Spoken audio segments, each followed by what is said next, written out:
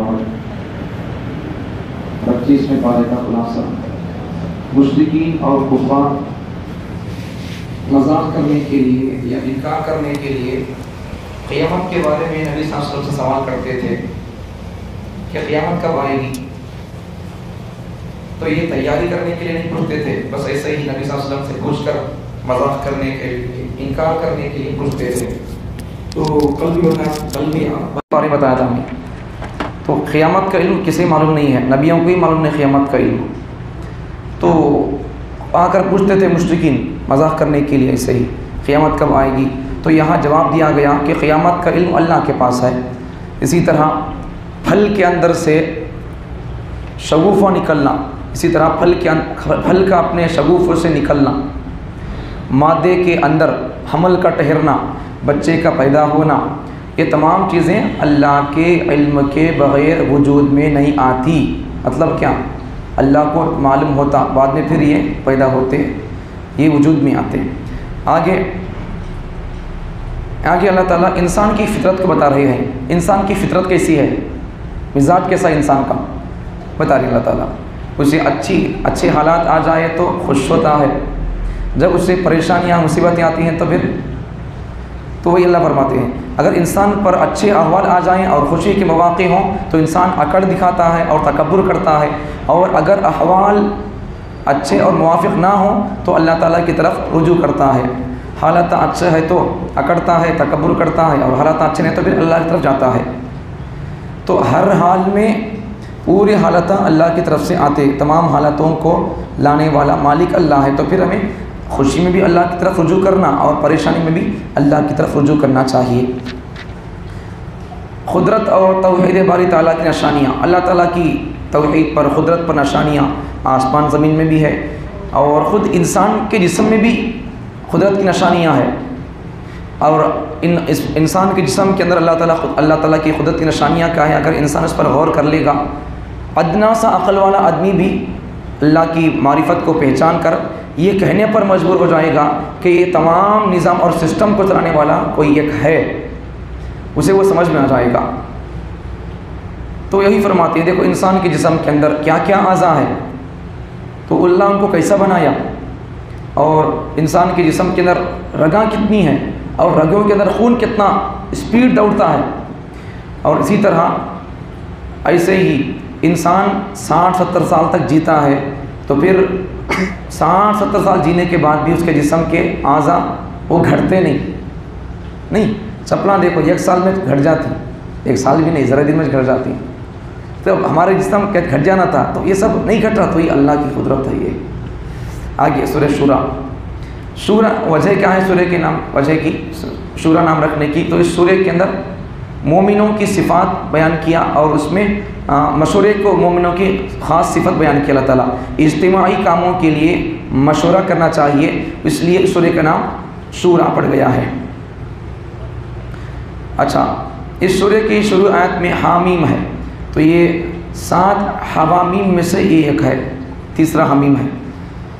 तो मलाइका आसमान में अल्लाह के फ़रिश्ते इतने हैं कि अल्लाह की मारिफत उनको हासिल है, अल्लाह की इबादत करते हुए इतनी बड़ी तादाद है फ़रिश्तों की, ऐसा लगता है कि आसमान उतने फ़रिश्ते हैं, उसको वज़न संभाल ना सबको, आसमान कहाँ तुझको पड़ता कि वैसा है, उतने फ़रिश्ते हैं वहाँ, फिर भी तुझा के आसमान तक तुझा भी नहीं, तुड़ता भी नहीं। अल्लाह का तोड़ना पड़े जब तुड़ता हो, तो अल्लाह की कुदरत है ये। आगे रिश्तेदारी का लिहाज, नबी सल्लल्लाहु अलैहि वसल्लम जब लोगों को समझाते थे, अल्लाह का पैगाम पहुंचाते थे, तो कुफ़ार और मुशरिकीन की तरफ से आप सल्लल्लाहु अलैहि वसल्लम को तकलीफ़ें आती थी, और आप सल्लल्लाहु अलैहि वसल्लम के काम में वो लोग रुकावटें खड़ी करते थे। तो अल्लाह ताला फरमा रहे हैं कि आए पैगम्बर, आप उनसे कहें कि मैं तुम्हें जो दावत दे रहा हूँ, अल्लाह की तरफ बुला रहा हूँ, मैं इस पर तुम्हारे से फ़ीस पूछता नहीं, मैं उजरत नहीं मांग रहा हूँ, पैसे नहीं मांगता, बस ये कहता हूँ कि रिश्तेदारी का ख्याल रखो। मतलब क्या है कि मेरे तुम पर 2 हुकूक़ हैं। एक तो पहला हक़, मैं अल्लाह का नबी हूँ, अल्लाह के नबी होने के लिहाज से तो तुम मेरी बात मानकर मेरी इताअत करो। दूसरा हक़ ये कि मैं दूसरा ख़ानदानी हक़ की वजह से मेरा लिहाज करो। हमें सब एक ही ख़ानदान के, कुरैश के आदमियाँ हैं, मक्के के आदमियाँ हैं, फिर ہمارا خاندان یہ کیا ہے، گاؤں شہر یہ کیا ہے، تو پھر میری بات توجہ سے سن کر، میری بات مان کر میری اتباع کرو، رکاوٹیں میرے راستے میں کھڑا نہ کرو، بول کر پیغمبر صلی اللہ علیہ وسلم فرماتے ہیں۔ مصیبت کا سبب، مصیبتیں کئی کو آتی، عام طور پر اکثر مصیبتیں جو آتی ہیں انسان کے گناہوں کی وجہ سے آتی ہیں، لیکن یہ کلی قیدیہ نہیں ہے، کلی قاعدہ نہیں ہے۔ کلی قاعدہ کا مطلب کیا ہے؟ اب جتنے نبیوں کو مصیبتیں پریشانیاں آئے وہ ان کے گناہوں سے نہیں آئے، ان کو بھی گناہ، اب یہاں کیا معلوم ہو رہا، جتنے بھی اکثر و بیشتر انسانوں کو مصیبتیں پریشانیاں گناہوں کی وجہ سے آتی ہیں، کہ مطلب کیا ہے کہ ہر ایک کو بھی ایسا گناہوں کی وجہ سے آتی بول کر نہیں، وہ قاعدہ کلیہ نہیں ہے، ہر ایک کے اوپر بھی گناہوں کی وجہ سے پریشانی آتی بول کر نہیں ہے۔ اب نبیوں کو جو پریشانی مصیبتیں آئی ہے وہ ان کے گناہوں کی وجہ سے نہیں ہے، اولیاء کو جو مصیبتیں یا چھوٹے نابالغ بچوں کو ان کے پر جو مصیبتیں پریشانیاں بخار وغیرہ آتی ہے ان کے درجات کو بلند کرنے کے لیے ہے۔ تو آخر میں اجر کے متعلق اجر کے مستحقین کی کچھ صفات، تو اللہ تعالیٰ کے پاس ثواب کون پائیں گے، کیسے اتنا ثواب پا سکتے ہیں اللہ کے پاس اجر، تو ان کی کچھ صفات بیان کی گئی ہے، نوٹ کرو اس سے کتنی صفات ہے دیکھیں گے۔ تو یہ صفات ہو تو اللہ کے پاس ہمیں ثواب پا سکتے، ورنہ کیا بھی نہیں ہے، چپکے نماز کو علیہ سو، تو یہ یاد رکھو اسے۔ تو اللہ تعالیٰ کے پاس ہے وہ بہتر اور باقی رہنے والا ان لوگوں کے لیے، اللہ تعالیٰ کے پاس جو اجر ثواب ہے وہ بہتر ہے اور باقی رہنے والا ہے۔ کن کے لیے وہ یہ چیزاں ہیں تو ثواب اللہ کے پاس ملنے والا، پہلا عقیدہ ٹھیک ہو، دوسرا رب پر بھروسہ ہو، بڑے بڑے گناہوں سے بچتے ہوں، جب کبھی غصہ ہوتے ہیں تو معاف کر دیتے ہیں، پھر اس کے بعد جب اللہ تعالیٰ کی بات، جو اللہ تعالیٰ کی بات مانتے ہیں، اللہ تعالیٰ کی بات قرآن میں ایسا ہے، دین میں ایسا ہے، شریعت میں ایسا ہے، اچھا ٹھیک ہے مان لیتی ہوں، الٹے سیدھے سوال نہیں کرتے، نماز کی پابندی کرتے ہیں، اپنے معاملات باہمی مشورے سے طے کرتے ہیں، اور جو ہم نے ان کو دیا اس میں سے کچھ نہ کچھ خرچ کرتے رہتے ہیں، اور جب ان پر ظلم ہو تو بدلہ لیتے ہیں، نہیں لیتے بول کر نہیں لیتے ہیں، لیکن بدلہ لینے میں بھی انصاف سے کام لیتے ہیں، حد سے آگے نہیں بڑھتے۔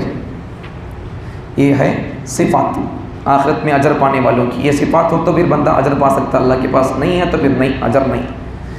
آگے خالق صرف اللہ تعالیٰ کی ذات ہے، تو یہاں اللہ تعالیٰ نے پوری کائنات کو اللہ بنایا ہے وہ بیان کیا، اللہ تعالیٰ کے ساتھ کوئی بنانے میں شریک نہیں ہے، اللہ تعالیٰ کے ساتھ بنانے میں کوئی اللہ کی مدد نہیں کیا، بس اللہ اکیلا تنہا بنایا ہے۔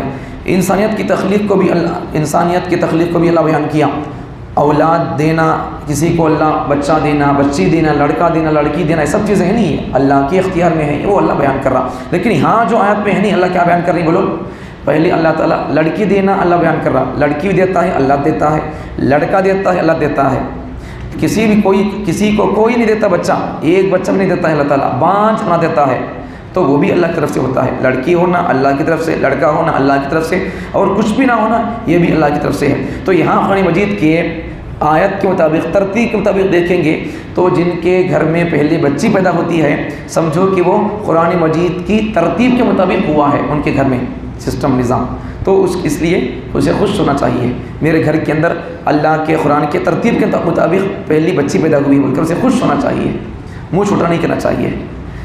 آگے اللہ تعالیٰ کا انسان سے ہم کلام ہونے کا طریقہ، اللہ تعالیٰ مشرک لوگ سوال کرتے تھے نبی صلی اللہ علیہ وسلم سے، کیا بولتے تھے آ کر، تمہیں کیسے نبی ہے، ہمیں تمہارے کو کیسا ماننا نبی بول کر، دیکھو موسیٰ علیہ السلام دیکھو اللہ سے بات کرتے تھے، تمہیں ویسا کہاں اللہ سے بات کر رہی بول کر ڈائریکٹ، تمہیں بات کر کو دکھاؤ اللہ سے، ہمیں تم کو مانتی، ایسا بولتے تھے مشرک کہاں کو، نبی صلی اللہ علیہ وسلم بولنے لگے، یہاں مشرکین کی اس بات کی تردید کی گئی کہ موسیٰ علیہ السلام اللہ سے بات کرتے تھے نہیں، انہوں ڈائریکٹ اللہ سے بات کرتے نہیں تھے، ان کے پیچھے کتنے کی پردے تھے، تو بات کر اللہ تعالیٰ کسی سے بات کرتا ہے نبیوں سے تو ان کے تین طریقے ہوتے ہیں، ایک طریقہ ما کان لبشر ان یکلمہ اللہ الا وحیا، وحی کے ذریعے سے، دوسرا طریقہ من وراء حجاب، جیسا کہ اللہ تعالیٰ حجاب کے ذریعے سے، موسیٰ علیہ السلام سے اللہ ڈائریکٹ بات نہیں کیا، پیچھے پردے تھے، کئی پردوں سے بات کیا، دو ہو گئے۔ تیسرا طریقہ اللہ تعالیٰ جبرائیل فرشتے کو بھیج کر وحی کے ذریعے سے ان کو اللہ تعالیٰ کوئی پیغام دیتا ہے، تو وحی الہام کے ذریعے سے دل میں کوئی بات ڈال کر یا پردوں کے پیچھے سے صرف آواز آتی ہے، اللہ کی تصویر نہیں دستی، صرف آواز آتی رہتی ہے، دل میں بات ڈال کر یا پھر اللہ کی آواز آتی ہے یا پھر جبرائیل کے ذریعے سے اللہ تعالیٰ پیغام بھیجتا ہے۔ سورہ زخرف، وجہ کیا، سورہ زخرف معنی کیا، سونا، یہ سونا نہیں، چاندی چونا سننا چاندی وہ. تو اس سورہ کے اندر سننے کا تذکرہ اس لیے اس سورہ کو اسی مناسبت سے زخرف نام رکھتی ہے. تو اس سورہ کے اندر مشرکین مکہ کے مختلف اعتراضات کا اللہ تعالیٰ جواب دیا اور ان کے اللہ تعالیٰ رد کیا ہے ان کے عقائد کا. حضرت ابراہیم، حضرت موسیٰ اور حضرت عیسیٰ علیہ السلام کا اللہ تعالیٰ تذکرہ کیا ہے.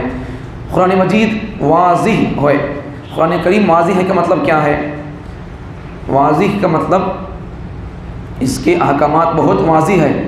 تو یہ معنی درست نہیں ہے اس کا. کیوں؟ اس لیے کہ قرآن مجید کے بعض احکامات وہ ہیں جن کو استنباط اور اجتہاد کر کے مسئلہ نکالنا پڑتا.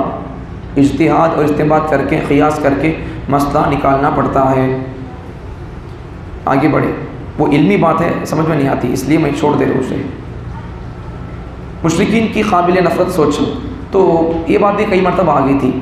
تو مشرک لوگ اللہ کے لیے فرشتوں کو اللہ کی بیٹیاں بولتے تھے اور خود اپنے لیے بیٹے پسند کرتے تھے. اللہ کے لیے بیٹیاں، وہ بھی کون؟ فرشتے اللہ کی بیٹیاں بولتے تھے اور اپنے لیے بیٹے کھڑا کرتے تھے. تو جو اپنے لیے جو چیز پسند نہیں کر رہی انہوں، بیٹیاں ہونا ان کو پسند نہیں ہے. چہرے چھوٹے کر لیتے تھے، چہرے ان کے کالے ہو جاتے تھے، مطلب شرمندہ ہو جاتے تھے. منہ چھپا کر گھر میں اگر بھائی کے بچے پیدا ہوئے تو مشرکین کے گھروں میں انہوں چہرہ چھپا کر پھرتے تھے شرم کے مارے. ان کو دیکھا تو بھائی بچی نہیں ہونا، لیکن اللہ کے لیے بھائی بچہ کھڑا کرتے انہوں، منسوخ کرتے اللہ کی طرف، فرشتے اللہ کی بچیاں بول کر. اللہ فرماتے ہیں یہ سب چیزوں سے اللہ پاک ہے. جن چیزوں کو تم اپنے لیے ناپسند کرتے ہو وہ اللہ تعالیٰ کے لیے کیسے ثابت کرتے ہو؟ تو اللہ تمام چیزوں سے پاک ہے. مشرکین کے دعوے کی تردید. مشرک لوگ کیا بولتے تھے؟ مشرک لوگ جب انہیں اللہ تعالیٰ کی توحید کی دعوت دی جاتی تو وہ اپنے دین کے صحیح سمجھتے ہوئے کہتے تھے دیکھو ہمیں نبی صلی اللہ علیہ وسلم نبیاں ان کو بلاتے تھے توحید کی طرف، اللہ کی طرف. تو انہیں بولتے تھے ہمیں صحیح دین پر 600، ہمارے باپ دادا جو دین پر تھے ہمیں وہی دین پر ہے سو، اور انہوں سچے دین پر تھے، ہمیں ان کے نقش قدم پر چلتے ہوئے ہمیں صحیح راستے پر ہے بول کر بولتے تھے. اللہ ان کے اس غلط خیال کا اللہ رد کر رہا ہے کہ دیکھو پہلی بات تو یہ کہ قرآن و سنت اور قطعی عقائد میں، قرآن اور سنت کے معاملے میں، دین کے معاملے میں باپ دادا کی تقلید غلط طریقہ ہے. ہمارے باپ دادا پیوٹا تھے، ہمیں پیوٹا بننا کیا نہیں چلتا. تو وہ قرآن حدیث کے معاملے میں، دین کے شریعت کے مقابلے میں، عقائد کے معاملے میں ہمیں باپ دادا کو نہیں دیکھنا، قرآن سنت کو، شریعت کو، عقائد کو، اللہ رسول صحابہ کو، ان کو دیکھنا سو ہمیں. تو یہ غلط طریقہ ہے، باپ دادا کی تقلید کرتے بول کر بنا غلط ہے. یہ بولنے والے لوگ یہ مشرک لوگوں کا مزاج ہے، یہ نہیں ہونا چاہیے ایسا.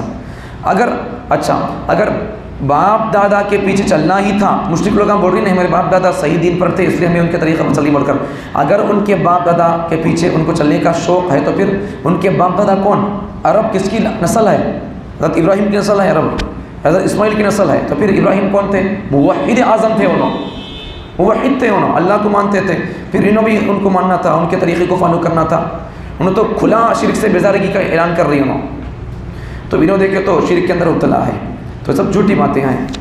تو حضرت ابراہیم نے اپنی اولاد میں یہی کلمہ توحید چھوڑا تھا، تم شرک پر کیوں چل رہے ہو، یہ بولتے تھے ابراہیم علیہ السلام بھی. آگے مشرکین کی غلط سوچ اور اس کی تردید. مشرک لوگ کیا بولتے تھے؟ اللہ نبی محمد صلی اللہ علیہ وسلم کو اللہ کہیں کو نبی بنایا، مکے کے کسی مالدار آدمی کو یا طائف کے کسی مالدار آدمی کو نبی بنانا تھا. مطلب کیا؟ اللہ کیا تو کرنا ہے تو ان کو پوچھ کو کرنا، ایسا بول رہی ہوں. اللہ ان سے مشورہ کرنا کہتے ہیں. اللہ کو مشورے کی ضرورت ہے؟ ہمارے کو مشورے کی ضرورت ہے. سو اللہ کو کوئی ضرورت نہیں مشورے کی، کسی سے مشورہ کرنے کی اللہ کو ضرورت نہیں ہے. اگر اللہ ہو کر اللہ مشورہ کرتا تو پھر اللہ نہیں ہوتا ہوں. مشورے کی ضرورت نہیں اسے، ان کرتا بھی نہیں، اسے ضرورت بھی نہیں ہے. مشورہ کرتے ہیں کئی کو بولو نظام سے کام کرنے کے واسطے، ترتیب سے، کام کے اندر نقص نہ ہو، ہمارا کام تکمیل تک آسانی سے پہنچے، نظام نصاب سے ترتیب سے کام ہمارا آخر تک پہنچے، اس کے اندر کوئی رکاوٹ نہ ہو، سسٹم کے اندر کوئی گڑبڑ نہ ہو. اس لیے اب اللہ کو تو کام کرتے ہوتے اس کے اندر بے ترتیبی نہیں ہوتی، بے سلیقہ مندی نہیں ہوتی، سلیقے سے ترتیب سے وہ کام ہوتا. پھر اللہ کے لیے مشورے کی ضرورت نہیں ہے. مشرکین کیا بول رہی ہیں؟ اللہ محمد صلی اللہ علیہ وسلم کو کہیں نبی بنایا، عرب کے کسی مالدار کو اللہ کہیں کو نہیں بنایا، یا پھر طائف کے کسی مالدار کو کہیں کو نہیں بنایا. محمد صلی اللہ علیہ وسلم غریب ہے، ان کو اللہ کہیں کو بنایا، یہ بول رہی ہیں. بلکہ امیر آدمی کو ملنی چاہیے نبوت. تو یہاں ذرا سمجھو، اب اللہ تعالیٰ جواب دے رہی ہے ان کا. تو دوسری آیت میں اللہ جواب دیتی ہیں کہ تم نبوت کو تسلیم کرتے ہو کہ نبوت فلاں کو ملنی چاہیے، فلاں کو نہیں ملنی چاہیے. نبوت تو رحمت خاصہ ہے. تو دو باتیں، ایک اللہ کی رحمت عامہ ہے، روزی روٹی ہے، روزی روٹی نہیں کھانا پانی، یہ اللہ سب کو دے رہا، ماننے والوں کو دے رہا، نہیں ماننے والوں کو دے رہا، اللہ سب کو دے رہا تو سب کو دے رہا روزی. وہ عام چیز ہے روزی روٹی، اللہ وہ سب کو دے رہا. اب وہ عام چیز ہے اور وہ روزی اللہ کے پاس اس کی کوئی حیثیت اور وقت نہیں ہے. وہ چیز روزی روٹی کا اللہ انتظام کرتے ہوئے معمولی چیز ہے، اس کی کوئی وقت نہیں اللہ کے پاس. وہ معمولی چیز دیتے ہوئے اللہ تعالیٰ تقسیم کرتے ہوئے کسی سے پوچھ رہا نہیں. اس کی تقسیم کا اختیار تمہارے پاس نہیں ہے، تم کو نہیں دیا اور تم سے اللہ پوچھ رہا بھی نہیں. معمولی چیز اللہ بانٹتے ہوئے تم سے نہیں پوچھ رہا. رحمت عامہ رزق وہ بانٹتے ہوئے اللہ تم سے نہیں پوچھ رہا. تو پھر نبوت یہ رحمت خاصہ ہے. جب رحمت عامہ اللہ تقسیم کرتے ہوئے کسی سے پوچھ رہا نہیں، پھر رحمت خاصہ پر تقسیم کرتے ہوئے اللہ تمہارے سے کہیں پوچھے گا. بدرجہ اولا اللہ تعالیٰ اس چیز کی تقسیم کا اختیار تم ہی کیسے دیں گے؟ اللہ کے اختیار میں. اللہ کیسے نبی بنانا ہے اللہ کو معلوم ہے. تمہیں کہیں کو اللہ کو مشورہ دیتے تمہاری اختیار میں نہیں ہے، بولنا نہیں سب چیزیں. مشرک لوگ ایسا بولتے اللہ نے غلط کیا ہے. اچھا جو شخص ضد کی وجہ سے اللہ تعالیٰ کے ذکر کو چھوڑتا ہے، ضد کی وجہ سے اللہ کا ذکر چھوڑ دیتا ہے یا اللہ تعالیٰ کی بات کو نہیں مانتا، تو اللہ تعالیٰ اس پر شیطان کو مسلط کر دیتے ہیں.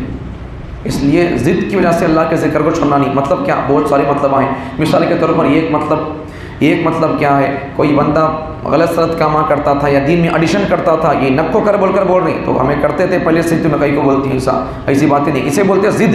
یا دوسرا مطلب یہ بھی ہو سکتا ہے کہ یہ بندہ کسی سے مسجد میں، مثال کے طور پر کوئی بندہ آ کر بولیا میں مسجد میں لیٹر لگاتا بول کر بولیا، حرام ہے لگانا نہیں بول کر بول دیے، تو میں لگانا ہے تو نماز پڑھتا ہوں تو نہیں آتا بول کر بول رہا. یہ سب ضدی عد میں آئے، نہیں ہونا یہ سب چیزیں. سمجھ میں آ رہا نہیں؟ ہمارے سوچ خواہش چاہت کا نام دین نہیں ہے. ہمارے سوچ خواہش کو اٹھا کر محراب میں جو میں ڈال لو، اللہ رسول کی چاہت کے اسے فالو کرو، اسی کے نام دین ہے. تو وہی تو آدمی ضد کی وجہ سے نمازیں نہیں پڑھ رہا، مسجد کو نہیں آتا، یا ذکر نہیں کر رہا، ذکر چھوڑ دے رہا، یا اللہ تعالیٰ کی بات نہیں مان رہا، تو اللہ تعالیٰ کیا کر دیں گے؟ پہلا نقصان شیطان کو اللہ اس پر مسلط کر دیں گے. دوسرا نقصان پھر وہ شیطان اسے نیکی کی طرف نہیں آنے دیتا، روکتا رہتا اسے. شیطان اس کا دوست بن جائے گا اور اس کو سیدھے راستے سے ہٹاتا رہے گا شیطان. اب وہ بندہ کیا سمجھتا رہتا؟ میں صحیح راستے پہ ہوں بول کر سمجھتا رہتا ہوں، لیکن حقیقت میں شیطان اسے ہدایت سے باہر کر دیتا رہتا، اسے گمراہ کرتا رہتا. تو اس لیے سبق کیا ہے ہمارے لیے یہاں سے؟ بولو شیطان ہم پر مسلط نہیں ہونا. بولتے کیا کرنا؟ ہمیں پہلا کام ذکر زیادہ کرتے رہنا، اور دوسرا آدمی کے اندر ضد نہیں رہنا. تیسرا اللہ تعالیٰ کی بات کو ماننے کا مزاج رہنا، چاہے وہ بات چھوٹا بچہ بولے، چاہے وہ بات بڑا آدمی بولے، اللہ کی بات ہے تو سمجھ لینا، اسے سن لینا چاہیے. یہ تین باتیں ہوں گے تو پھر شیطان پر مسلط نہیں ہوگا، ہمارا ایمان سلامت رہے گا، ہمیں ہدایت پر رہیں گے. ورنہ پھر ہمیں ذکر چھوڑ دیے، ضد میں ہے، اللہ کی بات نہیں مان رہے، تو پھر ہمارے شیطان مسلط ہو جائے گا، شیطان ہمارا ساتھی اور دوست بن جائے گا، اور ہمیں اپنے حساب سے سمجھتے تھے ہمیں صحیح راستے پر ہے بول کر، لیکن حقیقت میں ہمیں کب کی گمراہ ہو گئے رہتے ہیں. تو اس لیے چیزیں کرنا چاہیے، ذکر اور ذکر کرتے رہنا، ضد چھوڑ دینا، اللہ کی بات کو ماننا، یہ تین کام کرنا. سابقہ نبیوں سے پوچھنے کا مطلب نبی صلی اللہ علیہ وسلم پہلے کے نبیوں سے ان کی صحیفوں اور کتابوں کے بارے میں، ان کی کتابوں کا کچھ حصہ باقی ہے، اس میں آپ دیکھیں تو اس کا مطلب کیا ہے.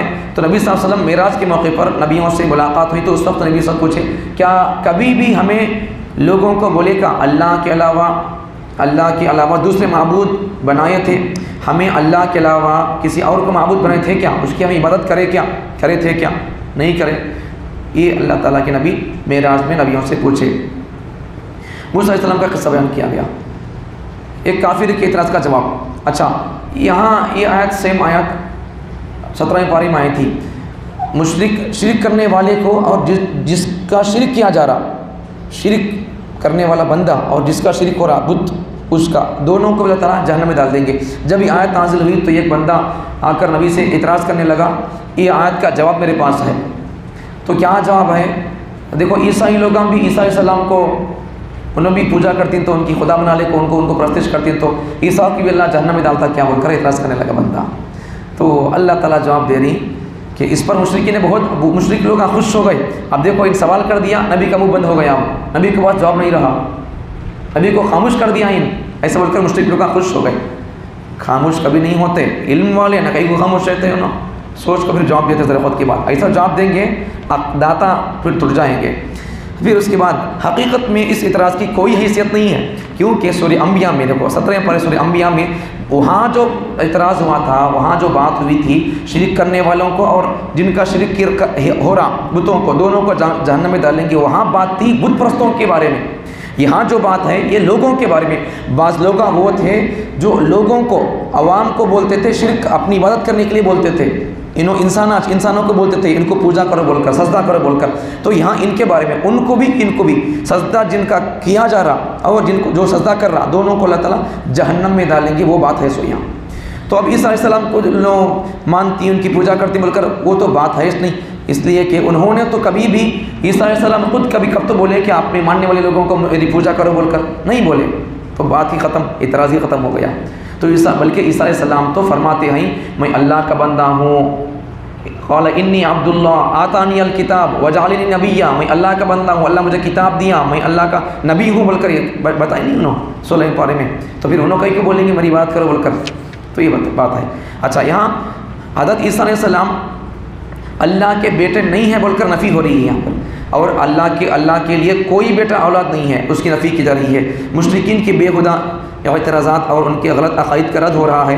مشرکی لوگ کیا بولتے تھے، اے پیغمبر آپ یہ اعلان کر دیجئے کہ اگر فرض محال کا، اچھا اللہ تعالیٰ کیا فرماتے ہیں، مشرک لوگ نبی صلی اللہ علیہ وسلم اللہ کے لیے بیٹے ہی بول کر بول رہے ہیں۔ ایک تو عیسائی لوگ اللہ کا بیٹا بولتے ہیں عیسیٰ علیہ السلام کو، دوسرا کیا ہے اللہ کو تو اللہ رد کر رہا، اللہ کو کوئی بیٹا نہیں ہے، اولاد نہیں ہے۔ تو نبی صلی اللہ علیہ وسلم فرماتے، اللہ تعالیٰ فرماتے نبی سے، تمہیں پوچھو مشرک لوگوں سے اور جو لوگ اللہ کے لیے بیٹے ثابت کرتے ہیں ان سے پوچھو، اگر اللہ کے لیے بیٹے ہوتے تو پھر اس بیٹے کی سب سے پہلی عبادت میں ہی کرتا بلکہ نبی فرماتے ہیں۔ نہ اللہ کو بیٹے ہے کیا؟ نہیں ہے، اگر ہوتے تو اس کی عبادت پہلے نبی کرتے۔ اللہ کے نبی اللہ کے بیٹوں کی عبادت کرے کیا؟ نہیں کرے کہ مطلب کیا؟ نہیں ہے۔ دیکھو کیسا اچھا بہترین رد ہے اس کا۔ تو آگے سورہ دخان کا مطلب کیا؟ دھواں۔ تو اللہ تعالیٰ اس کے اندر مشرک لوگوں پر قحط آ گیا تھا اور اس کا قصہ بیان کیا۔ تو قرآن مجید نازل ہوا لیلۃ القدر میں، یہ بیان کیا گیا۔ تو قرآن مجید لیلۃ القدر میں آسمان دنیا پر نازل ہوا، پھر اس کے بعد میں ذرا کر کے اللہ تعالیٰ 20 پر 3 سالوں میں نازل کر دیا۔ سورہ دخان سے مراد کیا ہے؟ تو دخان سے کیا مراد ہے؟ تو نبی صلی اللہ علیہ وسلم نے قریش کی مسلسل مخالفت اور اسلام دشمنی کی وجہ سے بد دعا کی۔ ایک دو باتیں سمجھنے کی، یہاں ذرا سمجھو توجہ سے۔ تو نبی صلی اللہ علیہ وسلم، مشرک لوگ نبی صلی اللہ علیہ وسلم کی مستقل کو اللہ کی طرف بلانے کے بعد وہ لوگ مخالفت کرتے تھے، دشمنی کرتے تھے، تکلیف دیتے تھے، اسلام سے دشمنی کرتے تھے، تو ان کی اس دشمنی کی وجہ سے نبی صلی اللہ علیہ وسلم بد دعا کیے۔ یہاں سے پہلی سمجھنے والی بات، ہمیں عام طور پر بولتے نہیں نبی صلی اللہ علیہ وسلم کبھی کسی کو بد دعا نہ کیے، تو پھر قرآن سے ثابت ہے نبی بد دعا کرے بول کر، سمجھ میں آ گیا؟ سوچ سمجھ کو بولنا۔ تو نبی صلی اللہ علیہ وسلم بد دعا کی تو مکے پر سخت قحط آ گیا، ایسا قحط آ گیا لوگ ہڈیاں کھانے لگے، ہڈیاں مردارہ کھانے لگے، بہت سخت قحط آ گیا تھا، مجبور ہو کر تکلیفہ میں لوگ ہڈیاں کھانے لگے اور مردار کھانے لگے، ایسے مجبور ہاتھ آ گئی تھی۔ اب لوگ آسمان کی طرف دیکھتے تھے اٹھا کر، اب بھوک پیاس پیٹ میں کیا نہیں تو کیا ہوتا، آنکھیں کمزور دکھتے نہیں، تو ہم آنکھیں کمزور رہ کر آسمان میں دھوئیں کا سرکہ نظر آتا تھا۔ تو لوگ آ کر نبی صلی اللہ علیہ وسلم سے بولتے تھے کہ دیکھو، نبی صلی اللہ علیہ وسلم سے بولتے تھے تمہیں اللہ سے دعا کرو، تمہیں اللہ کے نبی ہے، تمہیں دعا کرو اللہ سے، یہ ہماری حالت، یہ قحط چل گیا تو ہمیں تمہارے کو مان کو تمہارے پر ایمان لاتی بولتے تھے۔ اب اچھا لے بول کر بول رہے ہیں تو ایمان لاتا بول کر، اب نبی کو نہ سوئی وہی ایمان لانا آدمیاں ماننا اچھے بننا بول کر، اچھا لے بول کر نبی صلی اللہ علیہ وسلم دعا کرے اللہ ان سے قحط کو ہٹا دے، اچھا کر دے اللہ زمانہ حالات بول کر دعا کر دیے، وہ حالت صحیح ہو گئی، پھر بعد میں لوگ پھر ایمان نہیں لائے، تو ایسے ہوتے بنا بات سے ہٹ جاتے۔ پھر قحط نبی صلی اللہ علیہ وسلم نے دعا فرمائی، قحط ختم ہو گیا، لیکن وہ لوگ ایمان پھر بھی نہیں لائے۔ فرعون کی تباہی کا قصہ بیان کیا گیا۔ تو فرعون، موسیٰ علیہ السلام فرعون کو جا کر بولے کہ پوری بنی اسرائیل کو میرے حوالے کر دے، میں ان کو توحید سمجھاؤں گا، میں اللہ کی طرف سے آیا سو پیغمبر ہوں، میں امانت دار ہوں، میں ایسا بول کر حضرت موسیٰ علیہ السلام بولتے اسے۔ تو فرعون کیا کرتا، بجائے ان کی بات مان کو سننے کے، بنی اسرائیل کو ان کے حوالے کرنے کے، غصے میں آ کر ان کو دھمکی دیتا قتل کرنے کی۔ بالآخر فرعون اور فرعون کے لوگ سمندر کے اندر غرق ہو گئے۔ یہاں جہنم کا تذکرہ ہے، جہنمی لوگوں کو کڑوا ایک پھل دیا جائے گا، وہ زقوم بولتے اسے، وہ دیا جائے گا، وہ بیان کیا گیا۔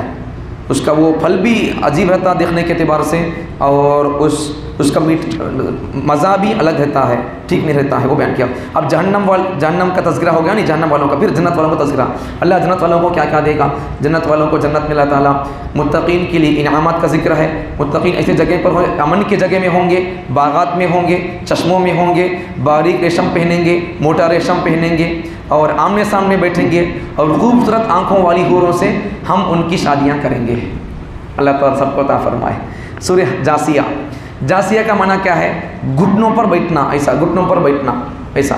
قیامت کے دن مختلف مراحل سے اللہ تعالیٰ گزاریں گے انسانوں کو۔ اب یہ پل صراط سے گزرنا وہ سب چیزیں ہیں نہیں ہے، یہ سب چیز مختلف مراحل سے گزریں گے۔ تو ایک مرحلہ ایسا بھی ہوگا، سخت مرحلہ، کہ وہاں لوگ ایسا گڑیوں پر بیٹھیں گے، اسے بولتے جاسیہ، سورہ کا نام جاسیہ۔ تو کیا مطلب اس کا؟ تو قیامت کے دن لوگ ایسا بیٹھ جائیں گے، خوف سے ایسا بیٹھ جائیں گے، گھٹنوں پر بیٹھ جائیں گے۔ تو وہاں اللہ تعالیٰ نیک لوگوں کو، نبیاں اور نیک لوگ آتے ہیں صلحاء، تو اللہ تعالیٰ ان کے لیے وہ عذاب نہیں رکھا، وہ ان کو سسٹم نہیں رکھا ہے۔ وہ لوگ بیٹھیں گے تو بھی تھوڑی دیر کے لیے بیٹھیں گے، یا پھر وہ لوگ ان کا بیٹھنا نہیں بیٹھنا دونوں برابر ہو جائے گا۔ اور ایک بات بھی یہاں سمجھے، اللہ یہاں توحید کو بیان کیا اور 3 قسم کے لوگوں کو بیان کیا۔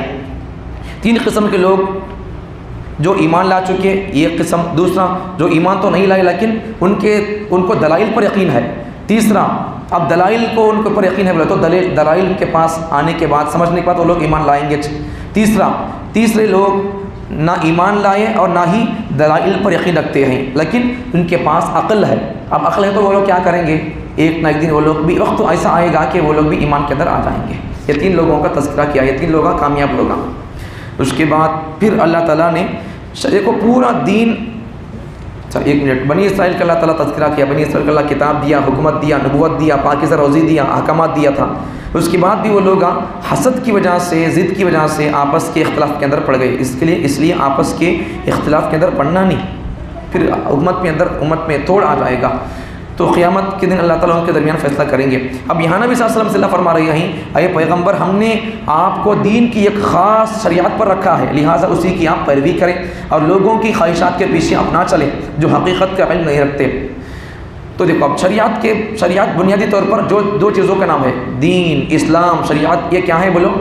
2 چیزوں کا نام ہے۔ یہ نئی بات ہے، آج سن لو، اسے ذرا نوٹ کر لو۔ نئی بات کیا ہے آج کے لیے؟ شریعت بنیادی طور پر 2 چیزوں کا نام ہے، ایک عقائد، دوسرا مسائل۔ اب عقائد، پہلے کے نبیوں کے عقائد بھی سیم اور ہمارے نبی کے عقائد بھی سیم۔ عقائد میں کوئی بھی کیا بولتے اونچ نیچ نہیں ہے، عقائد سب کے برابر ایک ہی چیز، لیکن مسائل میں الگ ہو سکتا ہے۔ مسائل میں ان کے مسائل، پہلے کے نبیوں کے مسائل الگ ہو سکتے ہیں اور ہمارے مسائل الگ ہو سکتے ہیں۔ یہ بات بیان کی۔ شریعت بنیادی طور پر کتنے چیزوں کا نام ہے بولو؟ 2 چیزوں کا نام ہے، ایک ہے عقائد، دوسرا ہے مسائل۔ اب عقائد کے اندر، یہ بھی ایک علمی بات، عقائد کے اندر کبھی اختلاف نہیں ہوگا۔ اب پہلے نبیوں کے اندر عقائد تھے، اب ہمارے نبی کے بھی عقائد ہے، تو پھر دونوں کے عقائد میں کوئی فرق نہیں ہے۔